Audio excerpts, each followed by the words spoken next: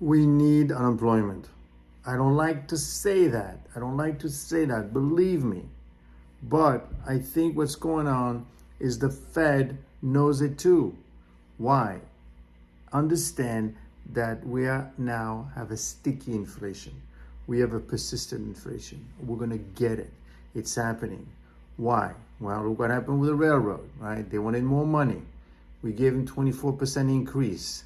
They got it, and they're still not happy. Well, nothing wrong with asking for more money, but once they get it, right, and they're going to get it, then they're going to charge more money for the products. And then you're going to have to pay more. And then you're going to go to your boss and you say, well, I need to pay more. I need more money because stuff is more expensive now. So pay me more. And they will give it to you because unemployment is very low. It's at 3.5%. Why wouldn't that happen? Look what's happening in Europe.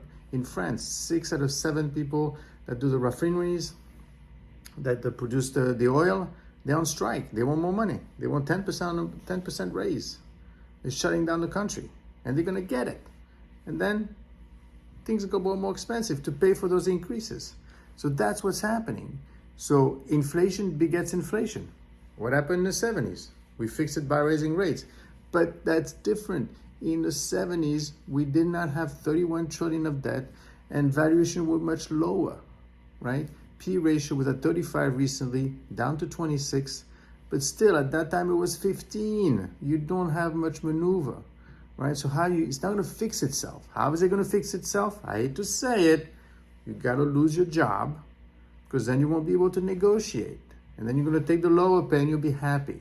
And everything will come down. Everything will smooth it out. It's unfortunate, but that's exactly what the Fed is doing right now. And they know it. And they know it's going to be persistent. Therefore, expect some bad news. So you need to prepare yourself. I'll make another video on how to prepare yourself to have more than one stream of income in order to face any kind of unfortunate event.